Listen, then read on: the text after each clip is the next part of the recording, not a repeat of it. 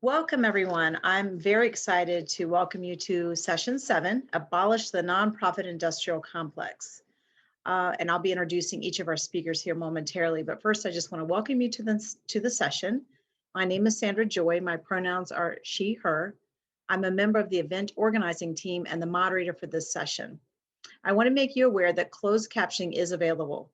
To view a live transcription, click the live transcript button on the bottom menu and select Show Subtitle. Also, in order to secure the space, you cannot rename yourself once you have entered. We're sorry if you were unable to add your pronouns to your name already, but we urge you to do so before you log into the next session. In dreaming of this event, our team was inspired by the words adapted from Project NIA. Abolitionist futures are not compatible with white supremacy, settler colonialism, misogyny, heterosexism, transphobia, ableism, and classism. Yet these systems of oppression are all around us and affect even this event space.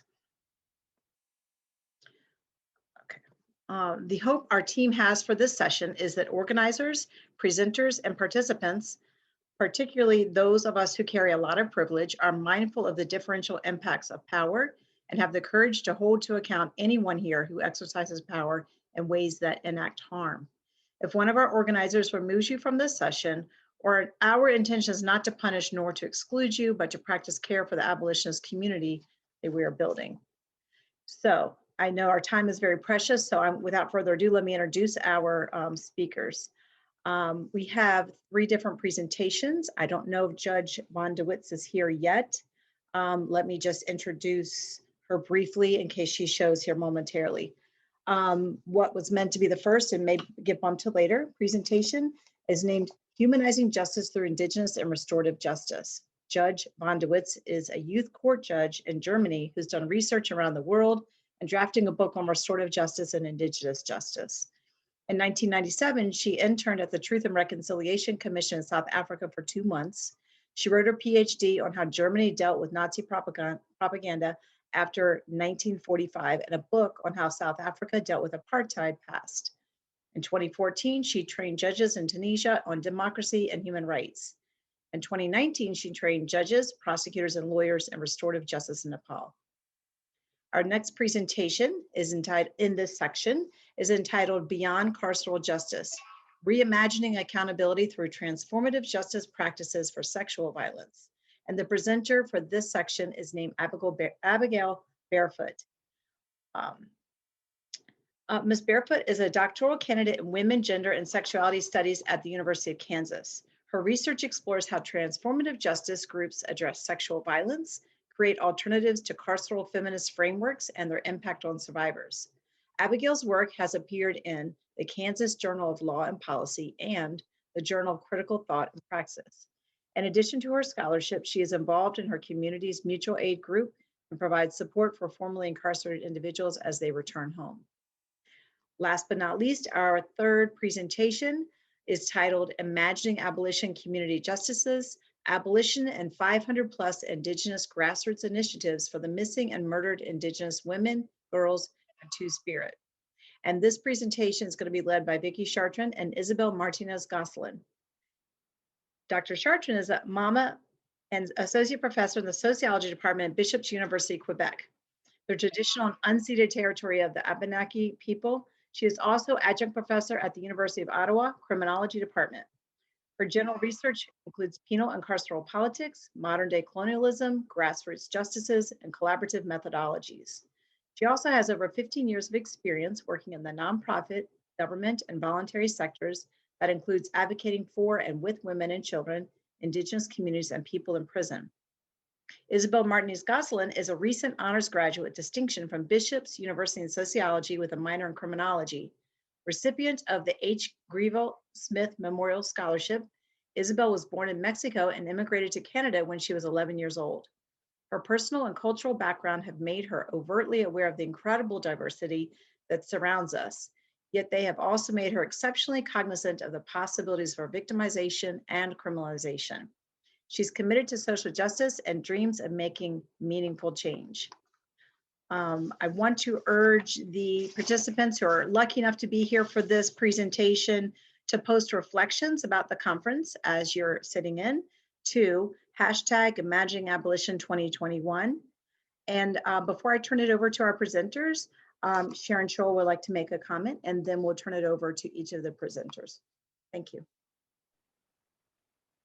Thank you all to those who were able to attend last night's session for receiving feedback on the conference so far.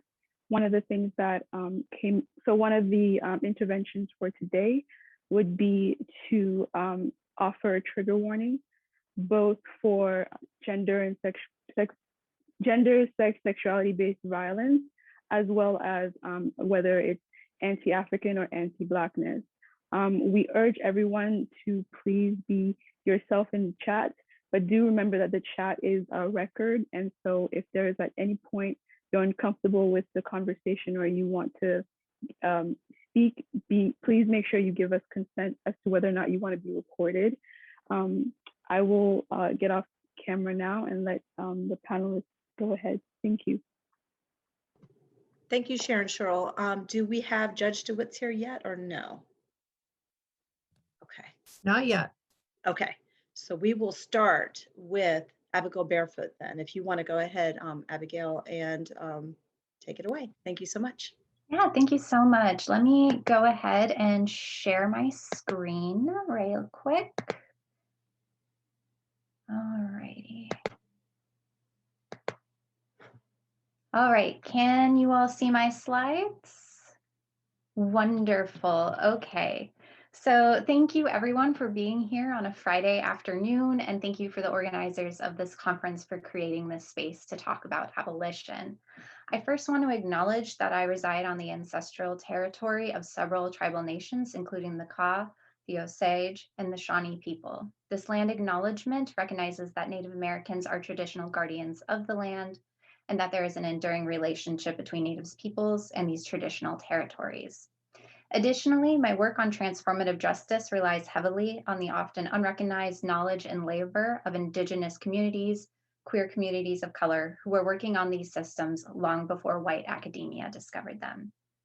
The presentation that I am doing today is part of my larger dissertation project, which is a feminist ethnography exploring a transformative justice project I call New Leaf that addresses sexual violence and intimate partner violence outside of the carceral state.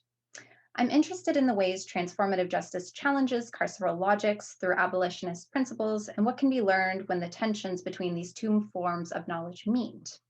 In particular for today, I'm going to be discussing some of the struggles in moving away from punishment towards accountability.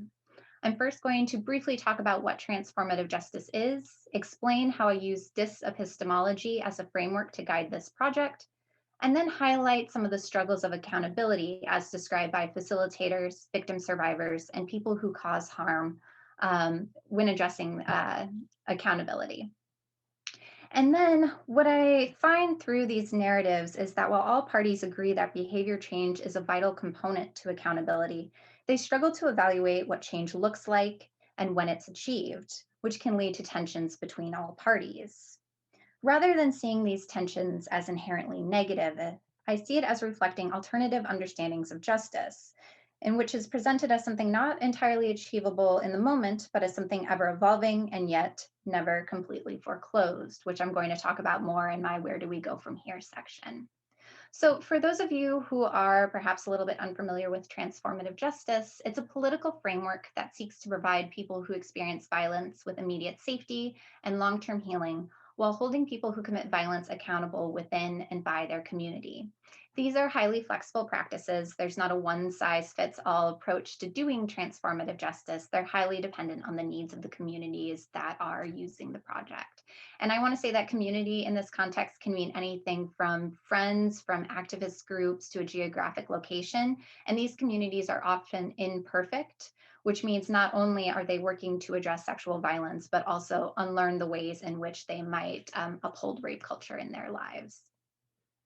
So even though there are some differences in how transformative justice is practiced, there are three core tenets. The first being that interpersonal forms of violence are rooted in and cannot be separated from structural violence.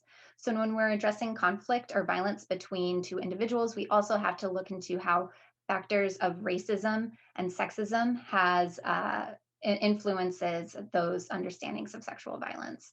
There's also recognition of the carceral state as the primary institution for perpetuating violence, so challenging the criminal legal system as a site of safety, support, and justice, and highlighting the fact of its violence and its harm. And then a commitment to locate politics and practices outside of the criminal justice system and related institutions, building on the knowledge and experiences of those in the community. So in thinking about the ways that transformative justice challenges the way that we think about justice, often through the criminal legal system, I turn to epistemology as described by prison abolitionist and disability scholar Liet Bian-Moshe. And what she argues is that abolition has two forms of knowledge, in that it's letting go of hegemonic knowledge of traditional understandings of crime, punishment, who can be a victim, and even the concept of the offender, I'm saying in quotes, and instead building alternative knowledge based off of those most impacted by the prison industrial complex. But as we're working to build these alternative forms of knowledge, we also have to let go of the idea that anyone can have a definitive answer for knowing how to get rid of the prison industrial complex. I cannot talk today, and carceral logics. And this would include certainty and perfectionism, so having to wait until we have it right before we move towards abolition. Letting go of prescription and professional expertise, or who has the knowledge to get rid of the prison industrial complex, and often the idea that expertise focuses on reform rather than abolition. And then also letting go of specific demands for futurity, or what will happen if we do X, Y, and Z. And transformative justice is one form of experimentation that comes out of prison abolition and is thus reflective of a epistemology, in that it challenges the assumption of carceral feminist frameworks of who should intervene in sexual violence, assumptions on who causes rape, who is a victim, who is responsible for sexual violence, and that justice equals a prison sentence. In building alternatives, communities are constantly experimenting, learning from mistakes, and trying for outcomes that may not come to fruition. One particular area of learning and unlearning is the shift of justice being defined as punishment, often incarceration and involvement in the criminal legal system, to accountability. Accountability in transformative justice is not simply an admission of guilt or an apology, but an active process and skill set undertaken by individuals to help build accountability to themselves. It cannot simply be done by mere participation in the same way as being in the criminal legal system. Instead, accountability requires internalization, reflections, and step towards change and repair. As Newly facilitator Aurora explains, really often people feel like just participating is good enough. And I'm like, we're not the cure. You're the cure. Just being in these sessions with us isn't inherently going to change you. Like, I'm here to help you figure out what is going to help you.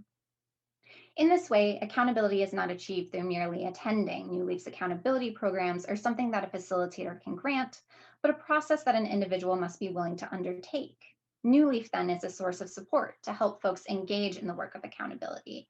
People who cause harm are able to take a much more active role in the process through collaboration to figure out what was the harm, why did it happen, the underlying issues that led to that harm being committed, and then developing a plan to stop future acts of violence from occurring. However, evaluating when accountability has been achieved is difficult.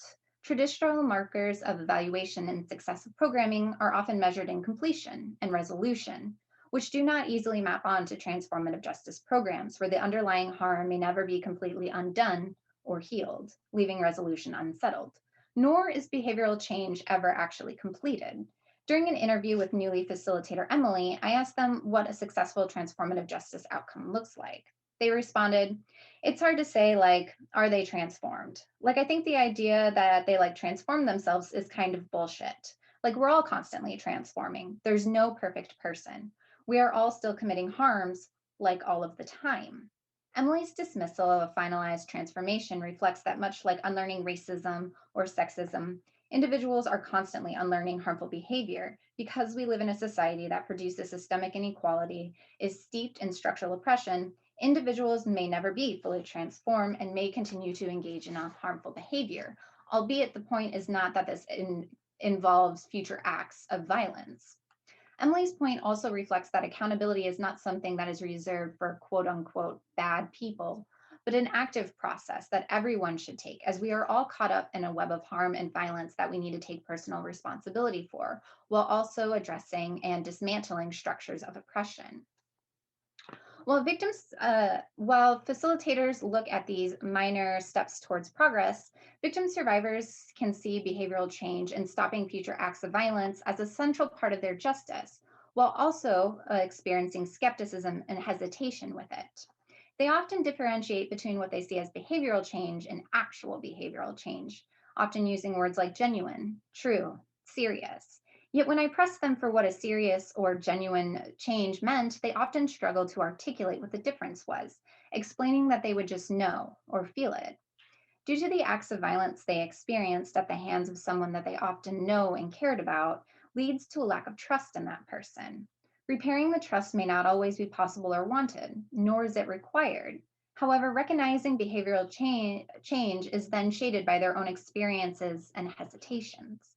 For examples, while facilitators provided Melissa with positive feedback about her ex-boyfriend who had sexually assaulted her and went on to sexually assault other women, Melissa explained that she remains unconvinced but hopeful. It's encouraging potentially, but also having confronted him directly myself years and years ago and had the crocodile tears then, I don't know. I've always maintained a level of skepticism, and all this stuff was like, okay, well, hopefully it works out. But until serious change and accountability is taken, I don't know. Melissa had heard him say he was sorry, that it wouldn't happen again many times before, which is often the case in intimate partner violence. So it seemed that it was hard that this time would finally stop the cycle. While wanting the person to change and acknowledge what had happened, victim survivors found it hard to believe that that could be fully actualized through behavioral change. As another victim survivor, Anna, explained, from my experience, he starts with a willingness to be emotional and seem as if it's really affecting him. He sees his mistakes and wants to make things right. And then his ego grows again as soon as he's feeling safe and to virtue signal to others, but not to actually take responsibility and to exhibit true behavior change or character change. As much of the work of transformative justice happens outside of you on an internal level, Anna worries that this person will participate in the process, but only by going through the motions without doing the deep work that's required. In this way, victim survivors worry that people who cause harm can fake accountability through feigning empathy and posturing, in turn manipulating the process. And this is all due kind of to their prior experiences of harm and having their trust broken. But victim survivors still participate in transformative justice because they want to believe that if given the opportunity, the space, and the skills, these individuals can change. And people who cause harm are well aware that demonstrating change is difficult to prove. While individuals may feel that they've made steady progress and have learned from their mistakes, that may not align with what the victim survivor or the larger community believes. It can feel as though the process is never ending. And this feeling of never ending continues long after a process has officially closed. As one person, Elliot, explained to me, it never actually ends. Your behavior is constantly being scrutinized and people are waiting for you to fuck up. While facilitators saw back steps as part of the transformation journey, people who cause harm knew that both the victim survivors and the larger community could see it as proof of their quote unquote inherent deviancy. Behavior that might have been given a pass if it happened to someone else, such as drunken hookups or flirting with younger women, would take on negative connotations that would not be held to the same standard for other people. Similarly, even after a process has officially closed, people who cause harm feel like they're unable to move on from the harm caused. As Jordan, who moved from one community in one geographical location to another geographical location and made friends in a different community, explained, my new community was upset that I didn't tell them, but what was I supposed to do? Start every conversation with a new person with, by the way, I sexually assaulted someone? I would love to be forthcoming about what I did, but as society isn't able to handle that without being negative. While people who cause harm felt that it was important to go through an accountability process and hoped that their community would support them, they also knew from previous experiences with others that the community would remain unconvinced, want to keep a close eye on them, not because they wanted them to further their accountability, but because they didn't believe that they could be held accountable in the first place. These narratives demonstrate that transformative justice accountability processes are messy and often incomplete. For all parties, accountability continues long after the close of a session, as accountability is active and lifelong, and as the main mechanism is achieving, the main mechanism to achieving accountability is behavioral change. In this case, it can be easier to see when processes fail than when they succeed, as signs of successful behavioral change through accountability occur under the surface. Transformative justice processes then are leaps of faith, requiring hope and uncertainty. In this way, transformative justice asks us to unlearn legal ways of thinking about justice as something dichotomous, static, final, or has a correct outcome, and instead develop alternative understandings. Whereas the criminal legal system seeks to punish for past crimes, transformative justice looks towards the future, where one can learn from mistakes and grow. This is not without its difficulties, as victim survivors, facilitators, people who cause harm, put their faith into the unknown, unclear if their decision to participate was the right choice. What will happen if they get it wrong? There's no guarantee that the process will be successful, that behavioral change is genuine, that future violence will be stopped. But it represents a possibility and an opportunity for potential change, even if it is unattainable in the current moment. In thinking through the difficulties of accountabilities for all parties, and by quote unquote failing at it in the moment, we work towards developing the conditions for it to happen in the future. How can we take steps to practice self-accountability for the harms big and small we commit? How can we support victim survivors in their healing and help stop a cycle of violence? How can we welcome those who have caused harm back into our communities or not kick them out in the first place? Justice in this context represents what Andrew Diltz calls a failure of justice, not as something negative, but as a strategy to continue to push the goalpost of justice further. Through looking at the injustices and tensions within transformative justice, we must look at what comes next. In this context, justice, like abolition, is always on the horizon. And for many who participate in transformative justice, this horizon, this seeking towards justice, as well as abolition, is seen as a better alternative than the lack of justice and the violence within the criminal justice system. Thank you, and I can wait until the after everyone presents before questions. That was wonderful. Thank you, Abigail. And maybe it's wise to do so because we have not seen the judge come yet. So we'll have a lot more time perhaps if she doesn't come. So that way we can have a lot of time for questions and answers. So that was wonderful. I appreciate that very much. And next we have Vicki Chartrand and Isabelle Martinez Gosselin. I'd like to turn it over to them for their presentation, focusing on imagining abolition community justices. Abolition and 500 plus Indigenous grassroots initiatives for the missing and murdered Indigenous women, girls, and Two-Spirit. So thank you very much for joining us. Go ahead. That's great. Thanks a lot. I think, is Isabelle around? Anyway, thanks, Abigail, for that presentation. It was like very, very rich insights. I appreciate it.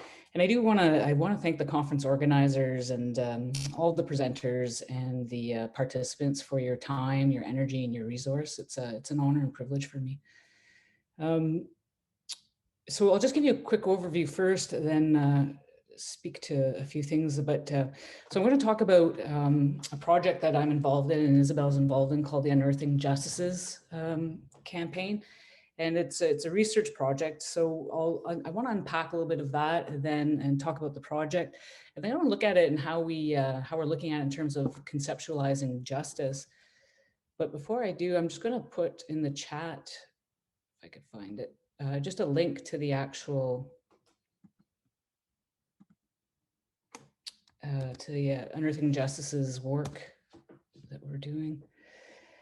And then finally, I will pass it over to Isabelle and all the important work she's doing in doing this coding and documenting. So before I begin, I had mentioned in my outline, oh, sorry, I forgot to put my pronouns, and it is she, hers, but I'm pretty open to anything, so that's quite fine.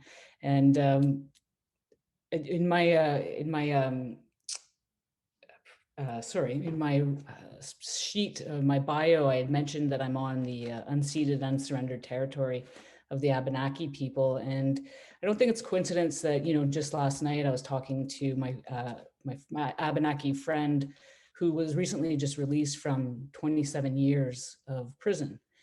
And in fact, this is kind of where I begin this journey, or started this journey, was about over 20 years ago, where I started to go into prisons and advocating for men sentenced to life in prison.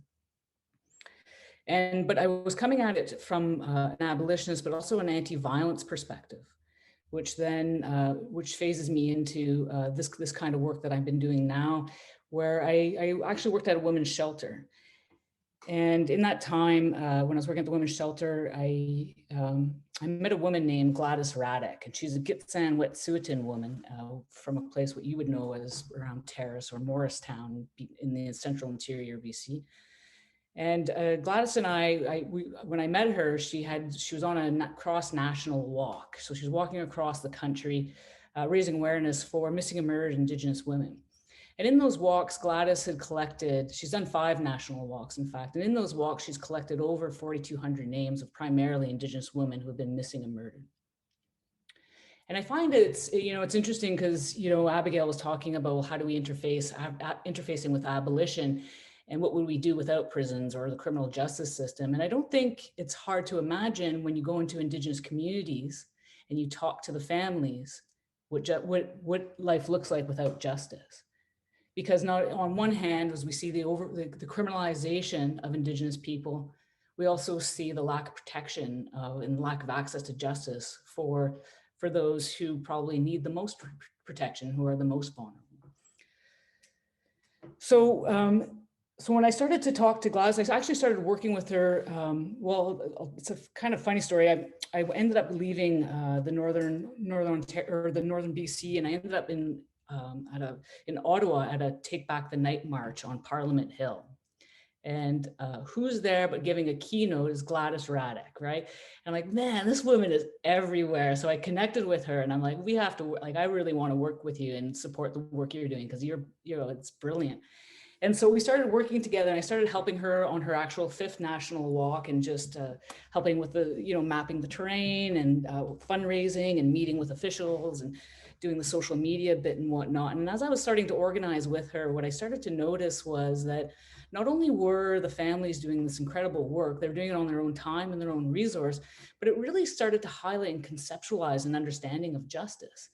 And in my mind, it really reflected what justice actually looks like, in the community. So that's what I want to talk about today here with you guys. And what I particularly like about this, again, it's hard for us to visualize or think about what the world would look like without prisons. And what I like about this kind of thinking is that by mapping a terrain of all these grassroots initiatives, that we look at what justice looks like in a realized and actual form, and not some possibilities for justice. And so it's very grounded and present and real. In an environment in which we don't see, when I was in BC, a lot of police wouldn't even go on reserve. They refused. They just outright refused. So there are, places where police aren't even present. Okay. So first of all, I'll talk a little bit about this Unearthing Justices campaign, or this project. And it was actually been funded by Fondation Recherche Québec, Société Culture. So it's very much appreciated for us to be able to do this work. But it's a 3-tiered project. And the first project was a cross-country road trip that I took with Gladys and my unborn daughter at the time, as well as her father, he's from Finland. He lives in the Arctic Circle, in fact. And we did a cross-country road trip, and we started talking to the families and communities, and we just camped, and we slept in our cars, and we visited in the land known as Canada, the cities, Manitoulin Island, Thunder Bay, Winnipeg, Regina, Kelowna, Vancouver, Quesnel, Edmonton, and Saskatoon. And we met with over 26 or 25 Indigenous grassroots family members. We drove over 10,000 kilometers and over the course of 17 days, sleeping in over a dozen campsites, and just in talking to the families. And one of the things that I like to highlight, and just as a small thing that highlights the kind of reception and the way that community operates. When we drive through the towns, most people would kind of look at, Gladys drives what's called a war pony, and she'd paste pictures of the missing and murdered Indigenous women. And as we drive from town to town, for the most part, in the settler towns, people would just look on and gawk, and it would almost be in a voyeuristic sense. But when we drive into on reserves or Indigenous communities, the folks would come out, they'd greet us, they'd introduce themselves to Gladys, they'd shake her hand, they'd talk about their own stories, some of their own experiences of violence, or some of the people that have gone missing in their lives. They talk to people whose pictures they saw in the cars on Gladys's war pony. They would offer us food. They'd offer us shelter, gas, lodging, right? So this is the kind of reception, and this is, to me, is what highlighted. I'm like, this is what justice looks like. It's community supporting community. And as Gladys Raddick asks, how is a criminal justice system able to do that? So that was the first part of the project. The second part was actually, so we started to collect, we did a national media scan of all the grassroots initiatives. So anything that was in public, on the news, or social media, and we collected and collated well over 500 grassroots initiatives that were Indigenous led. Like, it was a critical, massive action. Again, as I said, primarily on their own time and their own resources. And so we collated that over 500 of those grassroots initiatives. And if you visit that website, you'll see that that's available on the website for you to peruse. But it was everything from, walks and marches and fasts and feasts and patrols. So literary activism. There's so much work and initiatives being carried out. And then finally, the third part of this project is actually, so we started to read the missing and murdered Indigenous women transcripts. So for those of you who aren't familiar, in Canada, there was an inquiry into the missing and murdered Indigenous women and girls. And 2 years ago, they released a report, and they equated this, or they concluded that the violence that Indigenous women experience is genocide. They concluded that it was genocide. And so right now what we're doing is we're actually reading the transcripts, and there's 118 transcripts over 100 pages long. And right now, this is the work that Isabelle's been doing, and she's this incredibly important work of documenting this stuff. So this is the three-part, and what I'm going to talk about, I'm going to talk about some of these, what justice looks like in the community. And then Isabelle is going to talk a little bit about her own findings in documenting these, some of the research from the transcripts. All right. So I'm just going to read from my paper because I want to make sure that I catch some of the highlights and the important parts of this. But Rowan Schelling suggests that memory loss or erasure occurs when there's no collective sphere in which remembering can take place. In the Canadian state, erasure and disconnection is central to settler colonial projects in maintaining the imagined boundaries of the nation state. In a criminal justice system, erasure and disconnection occurs through the individualizing, aggregating forces of a criminal justice system that removes from focus the context of people, place, and land. This kind of separation of relations denies an ability to connect and create in ways that are germane to Indigenous traditions and ways of being. So integral to the grassroots work of remembering is reconnecting families and communities. This is also particularly seen in walks and storytelling. As noted elsewhere, Gladys Raddick, among others, is a carrier of stories. So Gladys began national walks across the country with Bernie Williams and others when her niece went missing in 2005. Since that time, Gladys and other volunteers have done 5 national walks, each approximately 7,500 kilometers, lasting over 3 months. Through these walks, the volunteers go from community to community, collecting and sharing the names, images, and stories of the disappeared and murdered women. Gladys remembers hundreds of women's stories, and as they walk from town to town, she recounts them and posts pictures of each one on her war pony. Connecting families and communities through her walks from place to place and the sharing of stories.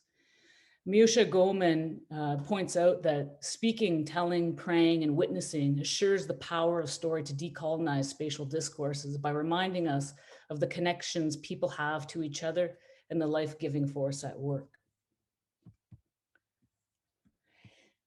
The number of marches, memorials, and vigils across the land known as Canada for disappeared and murdered Indigenous women is unprecedented. These acts of remembering are especially prevalent around October 4th on Memorial Day and February 14th, when the Women's Annual first march took place was in 1992 in the downtown East Side, unceded Coast Salish territories. So the march is now held across the country on Valentine's Day in honor and spirit of the missing and murdered, and to stand in solidarity with the families. As the march's Culhane notes, they read the names of women who had died, told how they died. They listed their relations, mother of, sister of, daughter of, friend of. And in this way, they inscribed the women's lives on the land and in place. These marches are strong expressions of resurgence that affirms Indigenous women's presence in relation to the land and to one another in all their relations. As shared in the testimony of the National Inquiry, they didn't kill the Indian in us. And I look at my nephews and I look at their eyes, and she lives on in them. Remembering carries many significant injustices, such as awareness, memorializing, mourning, honoring, connecting, and healing, among others, but perhaps above all, it keeps the spirit of the women alive. There are also searches as constellations of resources and support. Indigenous families frequently point out the many hardships and challenges in keeping a missing persons or murdered case active within police departments. Search efforts, information gathering, working with the media, navigating the criminal justice system is a heavy tax on time and energy and resource. To pursue settler justices are also isolated and segregated from each other through a case-by-case approach, or the families are isolated and segregated from each other on a case-by-case approach, and miss on opportunities to share and learn from each other. Against this mono-function of solving cases, grassroots energy cultivates constellations of support, resource, and knowledge in a way that connects families and communities. A good example of this is the Drag the Red initiative, which was developed when police refused to search the river, the Red River, which was after a young Indigenous woman's body was found. In response to this refusal, families and community members came together to provide boats and equipment and offer training on navigating waters, identifying bones, establishing search and rescue protocols. The group also developed online missing person toolkits to help families navigate the media, build an investigation, log communications with police, and offer various ways to carry out searches. Other search supports happen all across the land, including fundraising, offering lodging and food, building banners and signs, providing gas and search supplies. And other initiatives include the Taken Knowledge Keepers application. It's a way to, or an app, it's a way to further the vision and spirit of the APTN and CBA's Taken television series. So the app was developed to act as a portable case builder to help families and individuals track, manage, and hopefully solve missing persons cases. So these initiatives not only center those who have disappeared, but also those who care about them the most and help bring them together. So searches and finding answers are central to justice. Although the police may at times be involved, their involvement is only limited and partial in this work. And as a way to visualize the murders and disappearances, Operation Thunderbird launched a crowd mapping tool of the murders and disappearances of Indigenous women across Canada and the US. According to the group, this project is meant not only to shame those authorities into getting the work done, but it's also meant to provide an outlet for women, workers, and families to be able to document cases. And I'll just share one last one is community patrols. We often think of community patrols as policing patrols. It was often developed through the theories of Wilson and Kelling and the so-called dysfunctional communities or broken windows theory. But in Winnipeg as elsewhere, some of the earliest community patrols date back to the early 1980s and started with Indigenous women and Native youth who patrolled the streets and hold vigils for the murdered and missing women in the north end of the city.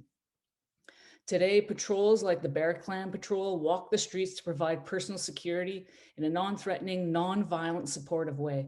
Unlike the police, where interactions with Indigenous communities often escalate to violence and criminalization, the group defined their work as community people working with community to provide personal security by patrolling the streets and providing support and resources such as clothing and food.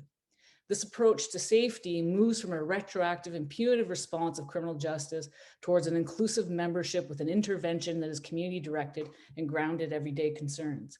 So unlike crime prevention programs like Neighborhood Watch, where individuals monitor the neighborhoods and act as eyes and ears for the police, community patrols create safety by supporting people rather than protecting personal property.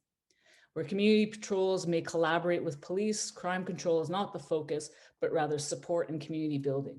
So the model now spans more than 50 communities across 5 provinces. And there's many, many more. And if you want to have a look at the Unearthing Justice's website, webpage, you'll be able to see all the great and important work that's being done right on the ground, that's showing us and paving the way for what justice should and actually does look like. Thanks. Go ahead, Isabelle. Hi. So these are just my initial thoughts after, as Vicki mentioned, after having worked with the transcriptions and just the coding.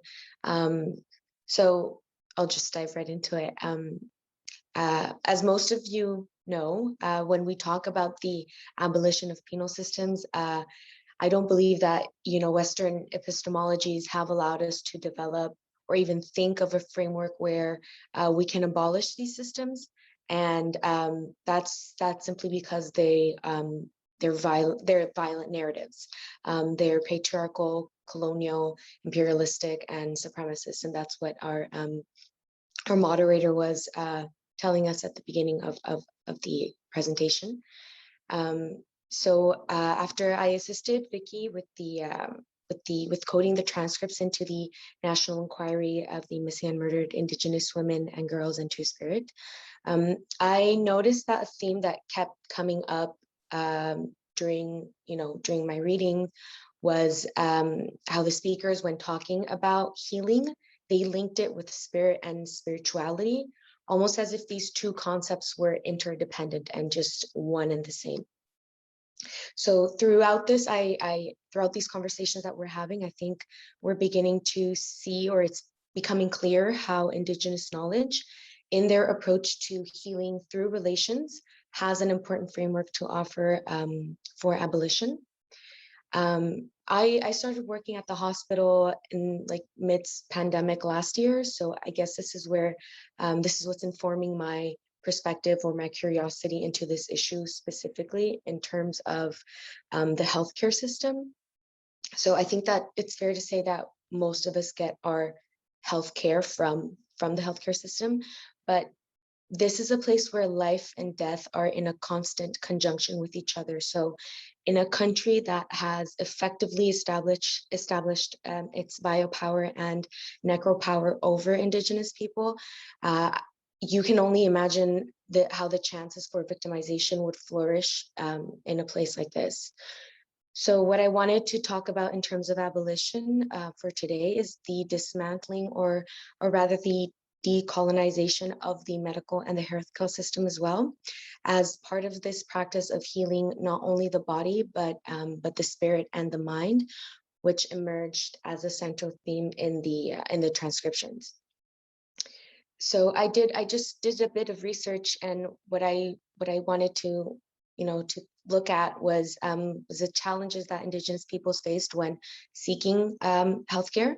And so what I found was that certain aspects of Indigenous holistic health, including conceptualizations and understandings of death, illness, and medical treatments, are strikingly different from the Western model that we are used to.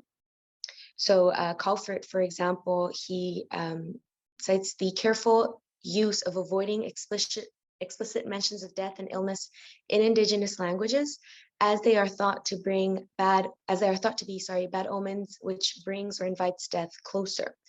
So this belief is deeply rooted into Indigenous spirituality. So not only does it not fit into our spiritless Cartesian model of Western medicine, but it directly opposes it and contradicts it.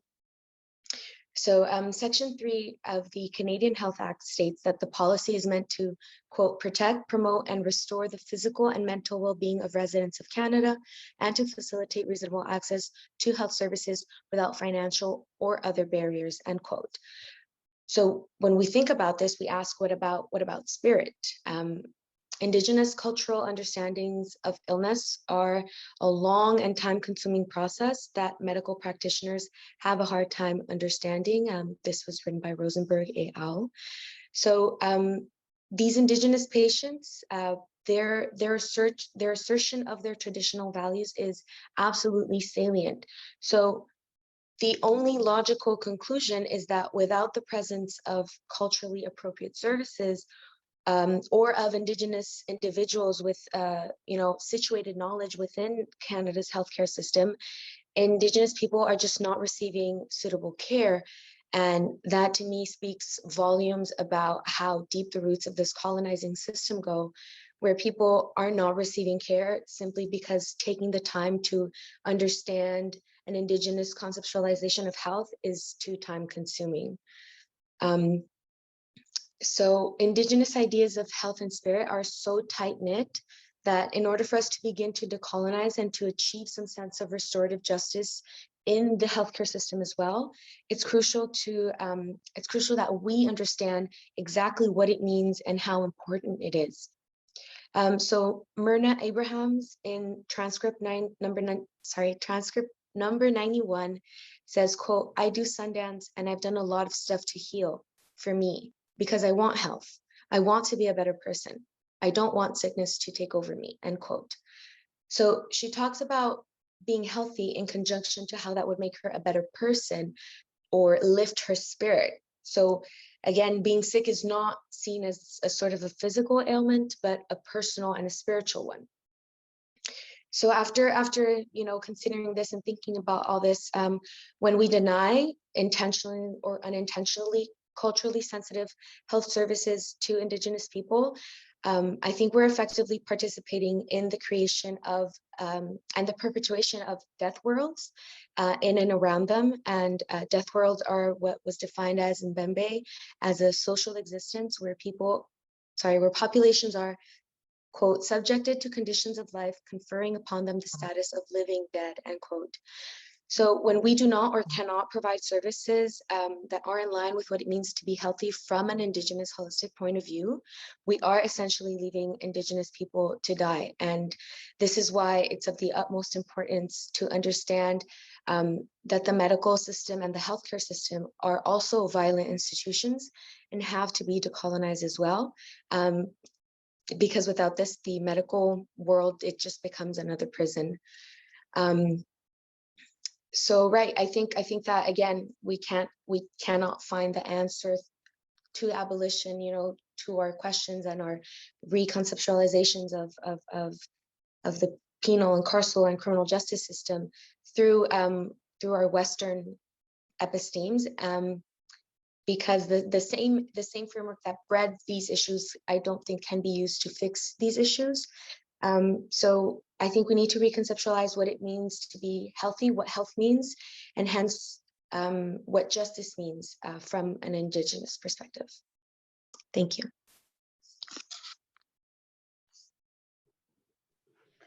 Okay, thank you both. That was wonderful. So I have not seen the judge join us. So we have that extra time available to us. We have until, well, I don't want to say the time because it's a different time everywhere. For me, it's 6:10. So we have approximately 45 minutes left for questions and answers. So I'm really thrilled about that. So let's open it up. If anybody has any questions for all three of our presenters, this is your opportunity. You can put it in the chat box. If you would like to unmute yourself and share your question out loud, that's perfectly fine as well. But I can also look in the, unable to unmute, that's right. If you'd like me to unmute you, we can do that. Nicole, would you like to be unmuted so that we can make sure you can speak? Let's see. That's my dog, I'm sorry.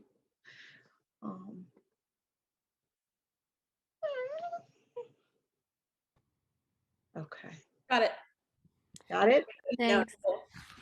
Oh, great. I so appreciate what you just shared, all of the presenters. That I was just thinking about the medical model, and before that, the decolonizing through storytelling. There's a quote, Vicki, I'd love it if you could share that whole sentence that was at minute 2:11, and it started with the power of stories to decolonize. But meanwhile, I just wanted to ask you, Isabelle, when you were saying, we need to provide, decolonized medical, practices and change those, isn't that all coming from a perspective that non-Indigenous people have a responsibility to provide that, as opposed to getting out of the way and supporting Indigenous communities building and drawing on their traditional medicines? Yeah, thank you so much for your question. When I say we, I definitely do not mean, the abolition community or Indigenous peoples or groups. I definitely meant the Canadian state that, we, and I mean, because I'm not Indigenous, I definitely do think that it is my responsibility as an individual to, decolonize my mind and advocate for that as well. So when I say we, I definitely mean, the state and Canada as a state, and its people, and not Indigenous groups and what they're doing. I guess if we are suggesting advocacy methods to a government, a state, I would want to see us also advocate them stepping aside and giving space and honoring those. I mean, it's just in the phrasing, I guess. It's like, we need to provide this, or you need to provide this for them. It's like we are the state is the subject all the time, as opposed to side by side, or, the latecomer. Absolutely. And I agree. And I'm sorry if that phrasing sort of reflected that sort of ideology, because I do know that, the state has been complicit in subjugating Indigenous peoples and making them children of the state. And that's definitely not what I'm trying Right. To vocalize. Yeah, no, that's I totally agree with you. I'm on board. Thanks. Thank you. I have a question in the chat. Did anyone want to respond to that on the panel? I didn't want to cut anyone off. Vicki, if you want to add anything, or if not, we can move on. Okay. The next question is in the chat box. It's for Abigail. Abigail, I don't know if you've seen this, but I'll just read it out loud for those who didn't. Do you believe that all abusers can change or want to? Do you believe there are people who spend a lifetime causing harm and will die without ever stopping? What about people who have personality disorders, mental health, cognitive barriers to being peaceful and stopping harm? This person says, I don't believe everyone can change or wants to or will. What kinds of things and programs can we have for serial or predatory, very violent people? A great question. I think it's important to note that, like, transformative justice programs like New Leaf are just one part of a larger structure of practices and community-based support that we can do. So I think one of the things that's important to point out, is particularly looking at the people who cause harm slide that I have, is that if you have communities that are going to ostracize or not bring back people who have caused harm, no one's going to want to admit that they've caused harm or done violence. They're going to deny and say, oh no, I didn't actually do X, Y, and Z. And then those harms are going to continue to be unaddressed. So I think in building a way in which we see accountability less as a thing that quote unquote bad people do and a practice that we all can cultivate, we can create communities in which we see sexual violence and other serious forms of harm as something that we can all address, making it easier for people to come forward and say, hey, I've committed sexual assault. I want to get help. How do I do it? And also thinking about how we can provide health, mental health services for folks that need it, that is culturally relevant to them, that's affordable, that's not based in institutionalization, but actually supports the needs that they need. So bringing this all together, I think that I would like to believe that everybody, if given the tools, the opportunity, and the community, wants to change. And maybe that's super idealistic. And I think that in our current society, it's really hard to see that happening anytime soon, but it's kind of a hope that I strive to. And so I think, that's kind of one of the things about abolition is what do we do in these cases that are really difficult, where folks don't want to work on accountability or deny the serious harms that they do. And there aren't any good solutions. So I think part of the work in the larger project that I'm working on is, what do we do? What can we learn from these really tenuous and hard conversations and practices? So yeah, great question. And I totally recognize how difficult it is. Thank you for that, Abigail. There's a question that Natalie has in chat box for Vicki and Isabelle, but before I read that one, Carson, I'll unmute you because you have a follow-up to that question for Abigail. So I'll let you follow up to that question, then we'll return back to Natalie's question. Thank you. Go ahead, Carson. Oh, okay. Should I just start my question? Okay, I was writing something and then I stopped. Okay, so let's say we have someone, it's really a follow-up on this, someone who's done really horrific murders, maybe a serial killer or killed several people in the community in just really unspeakable ways. Okay, first, the people who've been killed, there's no reconciliation process with them, they're dead. So at the most, we have the family members or people who love them. So I'm trying to get a concrete feel for how it would work to get some process going with the family members or the people who love the people who were killed when they're not the actual victims. And they're going to have all kinds of resentments, and they can't really forgive.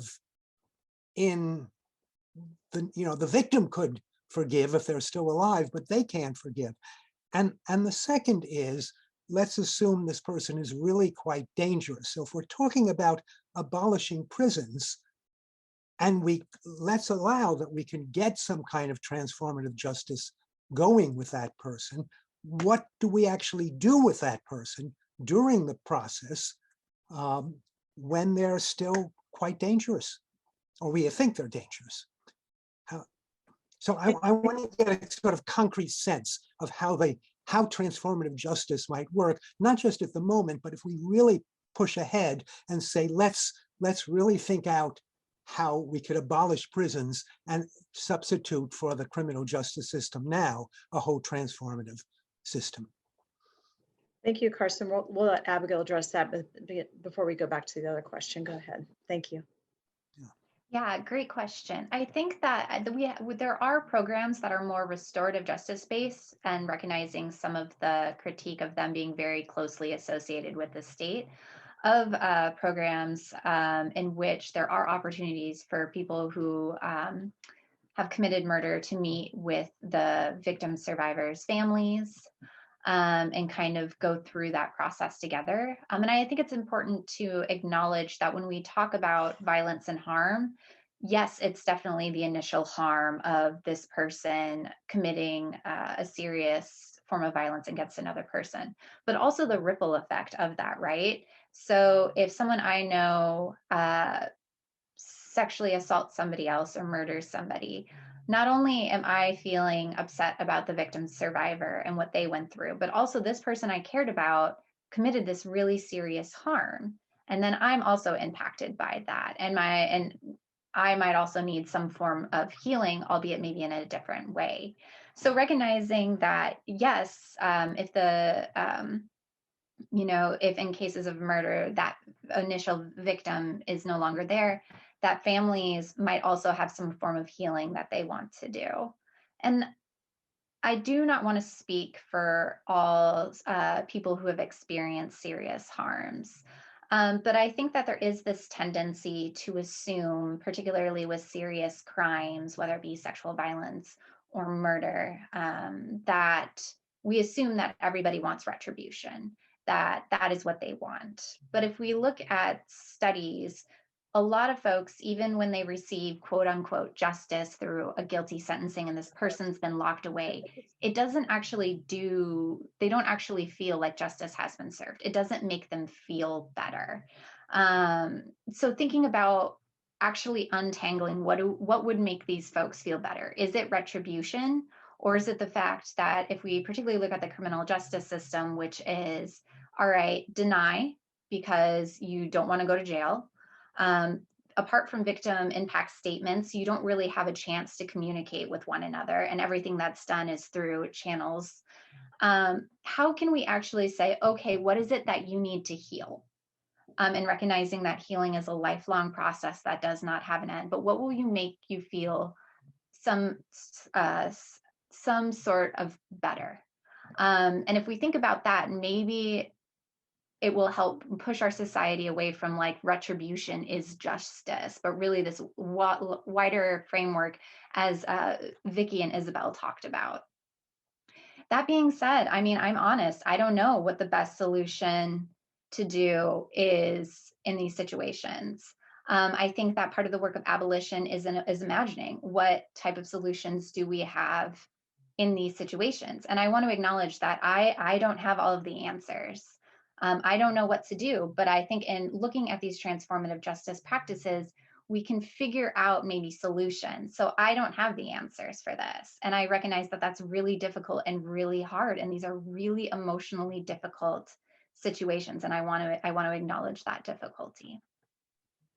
I can appreciate that, Abigail, that you certainly, none of us can have all the answers, of course, but having the courage to pose the questions and have the dialogue is, I do respect greatly. So thank you for getting us in the conversation.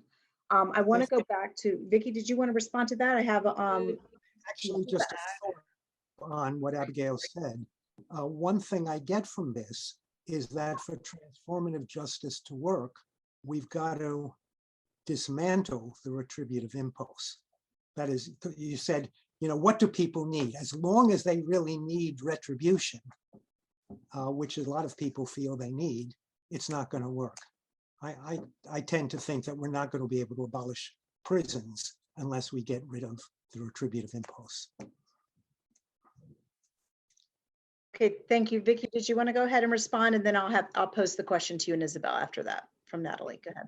Yeah, and I think it's building off of some of the things that Isabelle was saying in terms of what healing looks like. And I don't think that in a criminal justice system, we often think that there has to be some sort of repair or healing. But if you actually look at the grassroots initiatives from the families, like, you know, if someone, you know, hurt my daughter, I'd want to fucking kill them, right? That's pure and simple.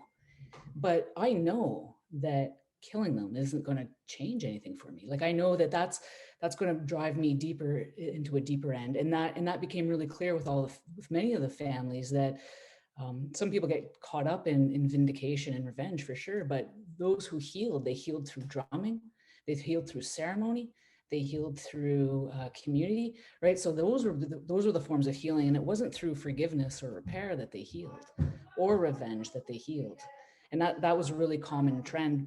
And then just going back to the idea of two things about, you know, about protection, like this, versus the illusion that the prisons keep us safe, I used to work for corrections. In fact, I worked for parole, and they estimate that maybe 3 to 4% of the so-called the people who commit acts of pedophilia are actually even incarcerated. So I know that what's keeping my daughter safe is community supports and protections, and me talking to her and having those relationships and rapport that's keeping her safe. And then for those who have been identified, there's actually an interesting group that runs across Canada called COSA. They're Circles of Support and Accountability. And they have these sort of peer mentorship teams where they're just like people who are, on sex offender lists or driven, who are driven out of their communities. They go underground, and they're most likely to recommit those horrific acts, right? Or egregious acts. And but it's Circles of Support and Accountability. They, so they don't have to be, doesn't have to be sort of any kind of reconciliation with the people who have been hurt or harmed, but it's just them engaging, spending time with them, keeping them on the up and up, holding them to account, those kinds of things. And I know, like Abigail says, like we don't have all the answers, but I think there's a lot of things that actually do already exist that are working and that are beyond the criminal justice system or injustice system. Thank you, Vicki. Before it gets buried too deep, I want to make sure that I did address the two-part question that Natalie had put in the chat box for Vicki and Isabelle. She asked, are there any groups with practical recommendations suggested for improving Indigenous culturally competent healthcare within all aspects of the healthcare system? And then as a follow-up, she says, part two of the same question. Also, there's many interlocking systems of oppression within the Canadian medical healthcare system. OHA, CPMA, CMA, colleges for each health professional, physicians and nurses. And the legal premise of white supremacy mediates all relations in divided forms of subjective oppressive environments with various loopholes to exploit social vulnerabilities. How will this be addressed? And thank you, Isabelle, she says.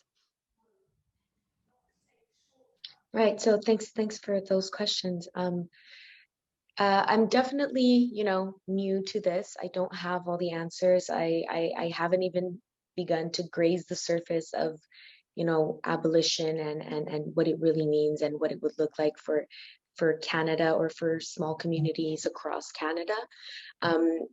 So what I do want to say is that you are definitely right.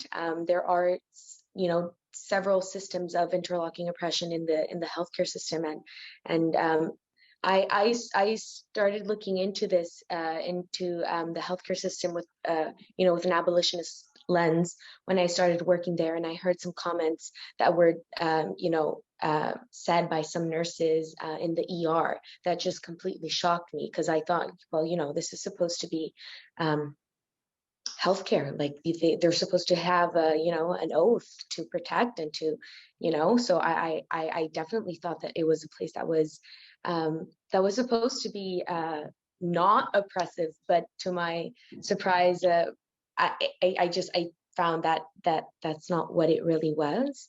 I guess I'm sorry, could you repeat the last part of the question? Sure, and there's actually another component to provide context that I want to make sure I give attention to as well. The last part of the previous question, I'm sorry, I want to make sure I don't get too lost here. There's a lot of questions in between. Let me skip to the third part, and I'm hoping this will clear it up. Okay, part 3. All right. To make permanent change, you would need legal change to protect rights. Yet law operates in case law under and within the white supremacist legal system, and often 20-year large points until any substantial legal change. Yet racism had evolved more sophisticated in a new evolving context. So is this just temporary within institutions to provide social support, yet not challenge law, especially with a 70% white population in Canada, a 60% approximately white population in the US, despite media pandering of POC, people of color takeover myths? Point here is, how do you see change coming about? Seems white people need to be active protesters, yet I've seen 0 white communities dismantling whiteness in Canada, nor the US. Is this considered long-term transformative justice of abolishing reform? It seems resting on white communities, yet 0 news of white lawyers, doctors, judges, et cetera, doing community work to dismantle.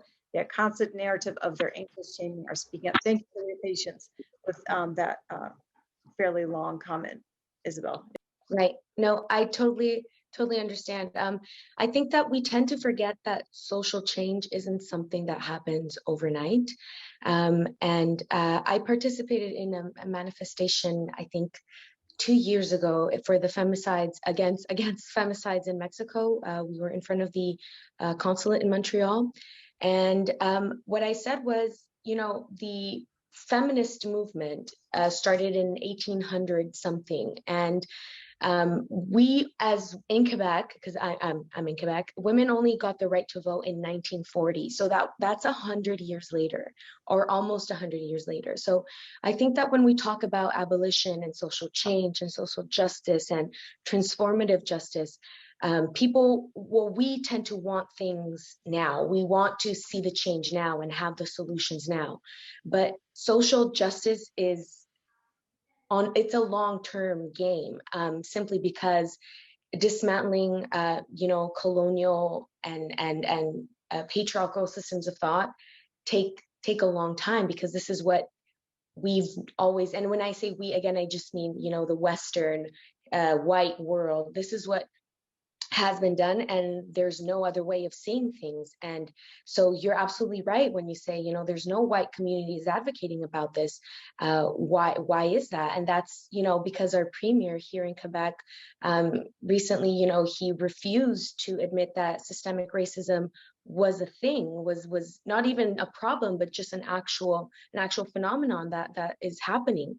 So I think that it's going to take a long time, and that we have to brace ourselves for this and think, well, we might not see the fruits of our labor within our lifetime even, and it might not even happen within the next 100, 200 years.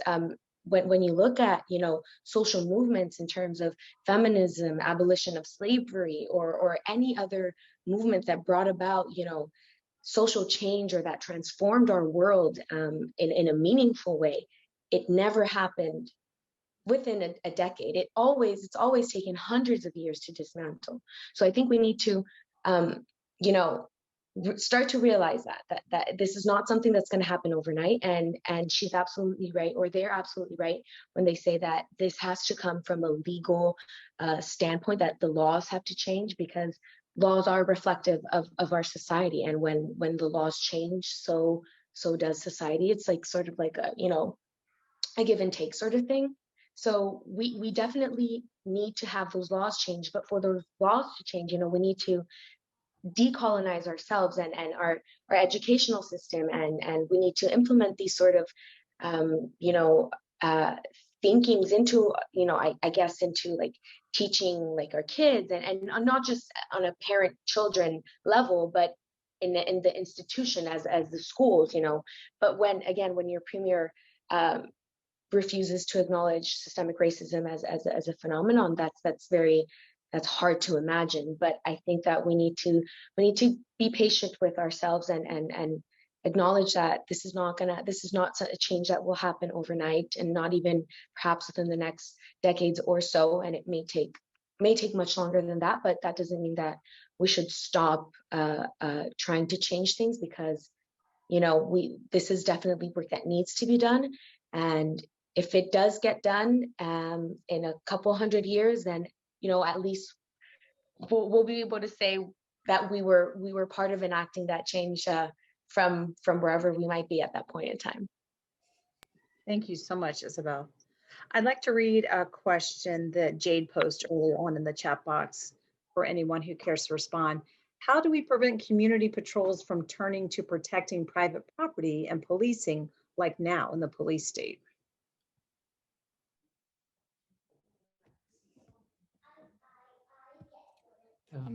Sorry, I had my button wasn't muted. I apologize.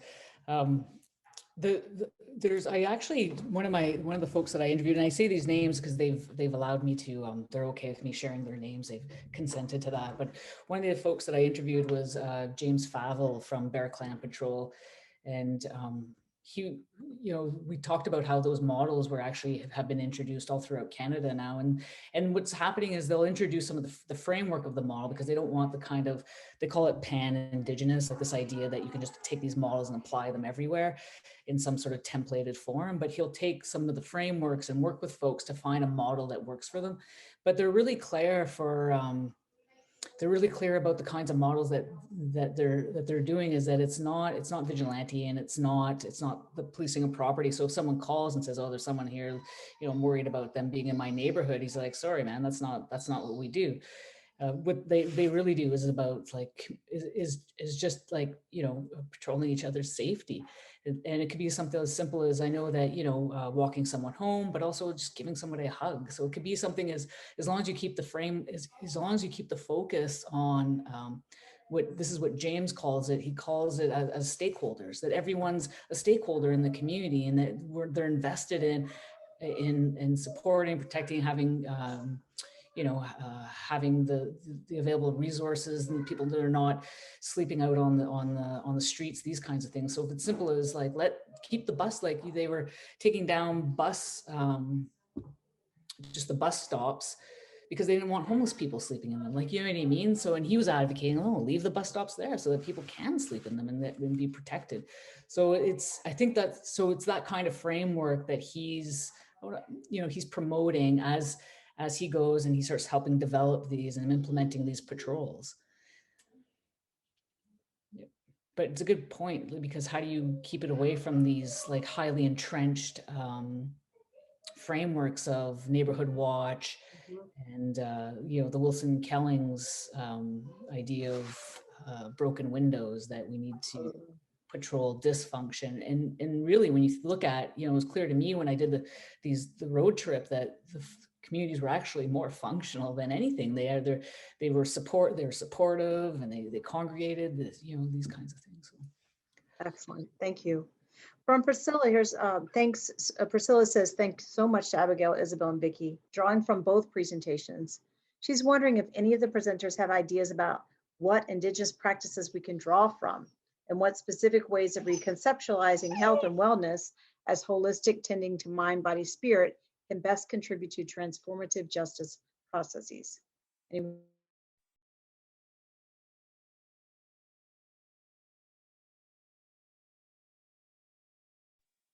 I'm sorry, could you repeat that?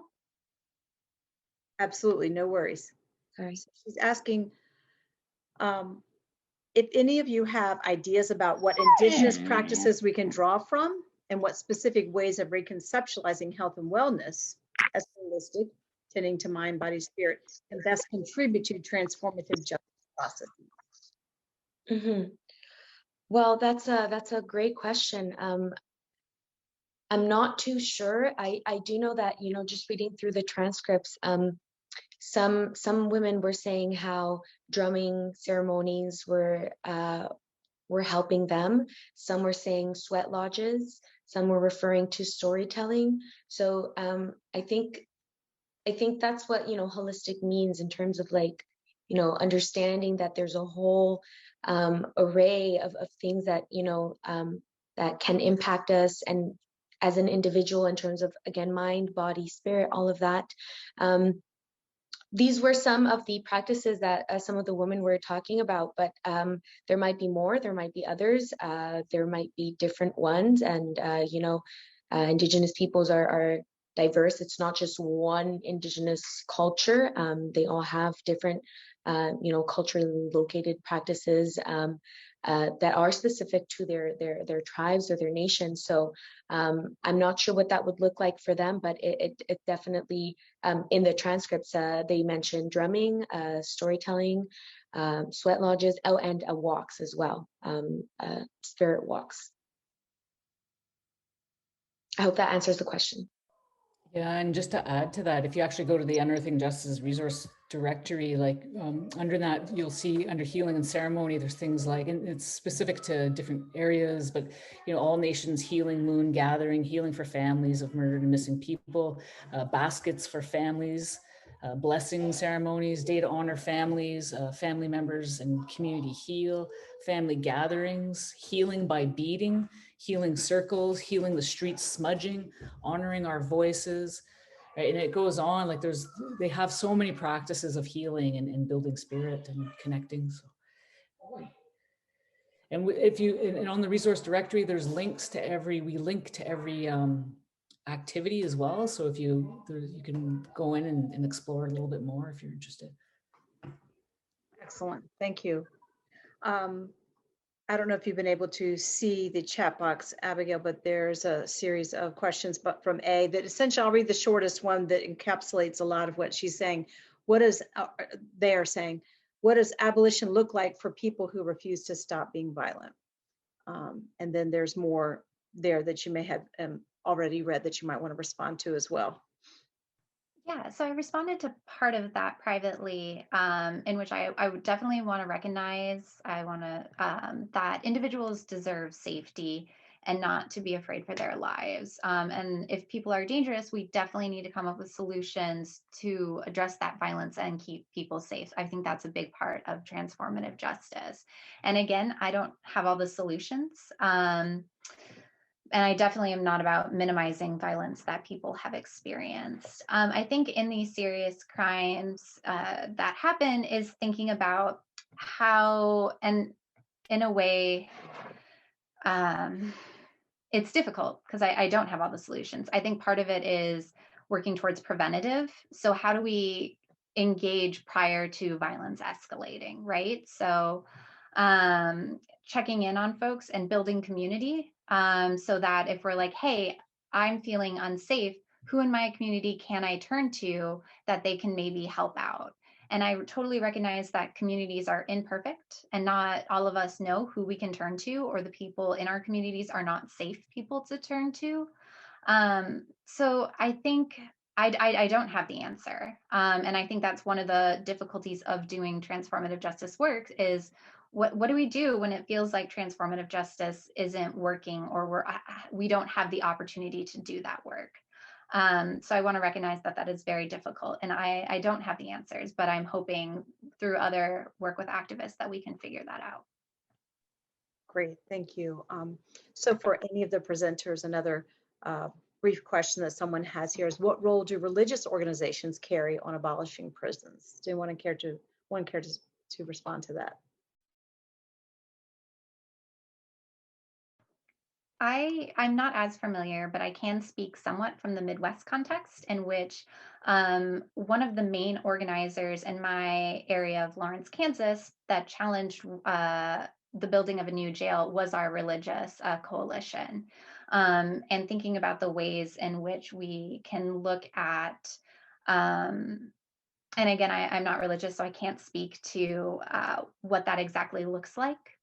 But thinking about the ways in which we can build coalitions across religion, and thinking about the ways in which we can focus on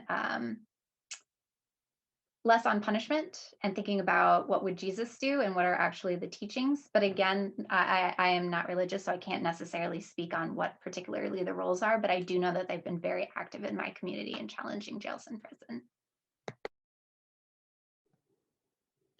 Great. Anyone else care to jump in? Feel free. I can read another comment and question from Camille. Camille says, I've loved all the bits you've all mentioned here, that really we need to be decolonizing ourselves, especially white abolitionists, and our communities. And I'm sorry. And that there's no one size fits all model that can replace our healthcare or justice models. So my question for any of you is this: how do you hold the tension between advocating for these incredible transformative models of community care and the very real possibility that they will be institutionalized or co-opted? Great question.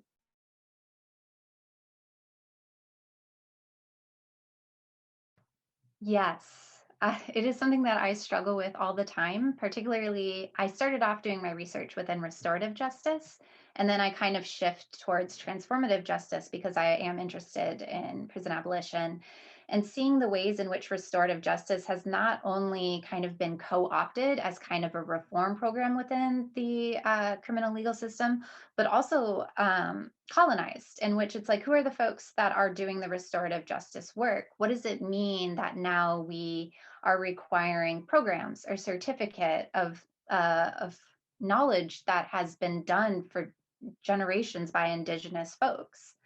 And so I think in doing the work of transformative justice, I'm very thinking about like, okay, what am I doing now and how might it be used? But I think as related to what I talked about earlier with disepistemology, we might not know. Some of the things that we do might be co-opted or institutionalized. And what do we do with that? What's the next step after that? So it's something that I struggle with and that I'm really worried about. But again, I don't really have necessarily the solutions, but it's definitely something on my radar that I'm cautious about.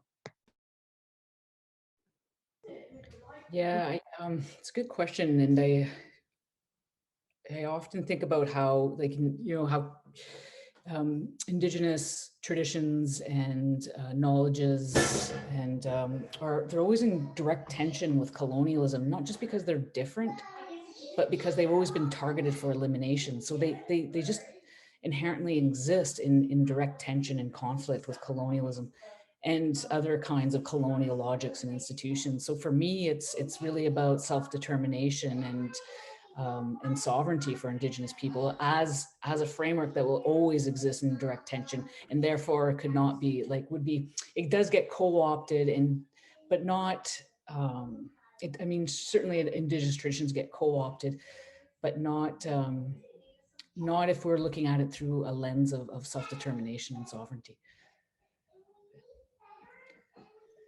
Great. I just want to do a quick time check. We have about not quite 10 minutes left for questions. And I want to thank people who are including resources in the chat box for folks. Marina has put a couple of resources in the chat. I don't want to lose my place. I know there's one earlier, most recently, a link to an article in The Guardian about an organization in Germany that works with people with sexual attractions to children. So thank you for that resource for us to try and address that difficult question that Abigail was entertaining moments ago. I also want to thank Nicole for the resource that she has included with regard to the comment about faith-based strategies.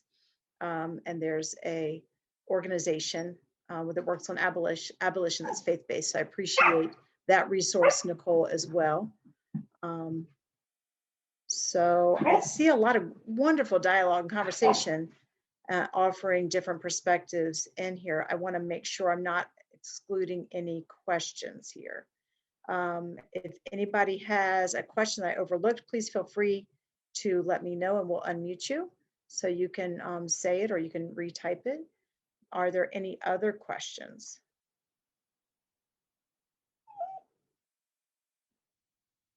That folks have? And maybe there's some extra additional thoughts that the three presenters have that they would like to share as we get ready to close. If there are any closing comments, please, by all means, feel free to unmute yourself and share that as I wait to see if there's any further questions.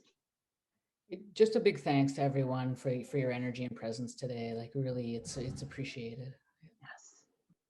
Tough conversations, and I admire each of you for taking them on with such heart and dedication. And yeah, you've definitely put the qualitative aspect behind the numbers of the missing exploited women, and the difficult topic that you shared as well, Abigail. And I think that it may not be what we want to hear, but I think that you make great points when you say, we don't have all the answers. That's why we need to have more conversation, as Abigail said, and then, or as Isabelle said, we need to be patient with the process. It may not happen as soon as we want it to, and it may not happen even in our lifetime. So these are some tough things for us to hear those of us who want it to happen now, because we're tired. But I appreciate the challenges that you're articulating, all three of you. And Vicki, thank you so much as well for sharing the experiences that you had throughout your travels. And they are all very meaningful. But before we close, I want to make sure that we have about 7 minutes. I offer, thank you for your words, Vicki. If Isabelle and Abigail have anything they would like to share to wrap up, please, by all means, jump in. Yes, thank you for just having this space and giving us the opportunity to have a really, I think, productive dialogue and sitting with the uncomfort of abolition. And I see that Karsten has their hand. I'll be quick, but thank you. And I know that this is really difficult, and it's something that I'm very aware of, and I'm glad that we had the space to kind of work together through this difficult conversation. Definitely. And Karsten, since we have some time, most certainly we have about 6 minutes. I noticed your hand was raised if you wanted to jump in. So I thought, wait, I'm unmuted, good. So I thought I would first thank you and just say this is just so terrific. And this question is so important because in this, you can come up with alternatives. Abolition is just a pipe dream. And one of the things that I would add is that it can't just be rearranging structures. We've got to fundamentally change human consciousness in a variety of ways, the retributive instincts being just one of them. And if we can, and so we're in a process. I loved, Isabelle, your comment about social change, but it isn't just a process. We're going to change the law, we're going to change some institutions. We've got to fundamentally change human beings, which is not impossible. I come from a Buddhist place which says there is real possibilities from that, but whatever place you're coming from, I think we have to think about how human beings are going to have to change in order to have a society which is not carceral. Thank you. Before we wrap up, I did want to, since I wasn't able to get in the chat box as I'm moderating, I wanted to echo the difficulties that Abigail spoke with. My life's work has been with death row inmates and their families, and maybe you have heard of, some of you, of MVFR. It's another resource, Murder Victims' Families for Reconciliation, who are opposed to the death penalty. And many of them are very faith-based, not all of them, but they do the hard work of speaking to the issue of the death penalty in spite of having lost loved ones to an often very horrific manner to murder. So that is another resource I wanted to offer to folks. MVFR, thank you for posting that. So that's another resource. But wow, this has been powerful and dynamic and so informative. And I want to thank each of our presenters so much. I regret that the judge was unable to join us, but I am Grateful for the opportunity for ongoing dialogue with the three of you and with everybody who attended. Great comments, great support for one another in the chat box, and I really appreciate that. Unless there are any other closing remarks, we'll go ahead and close this one out. And I believe there's another session or two coming up, so don't, sign off for the night. If you can come back to another session, we would love to have you. And I wanted to point out that maybe we could repost the link for feedback that I saw. I think Marina had posted, someone had posted. Let me see if we can get that in there again. So we value, thank you very much, Marina. Yes, and that's the same link, the feedback link. We value your input, not only with regard to this session, but to the conference overall. We are going to be, of course, closing out our conference tomorrow evening and invite all of you to come to the closing where we can offer feedback as well. So great conversation, tough topics, but really, really important that we had this conversation. So thank you all very much. Much gratitude to you. And I wish you all the best. Thank you everyone for coming and sitting through this. Take care.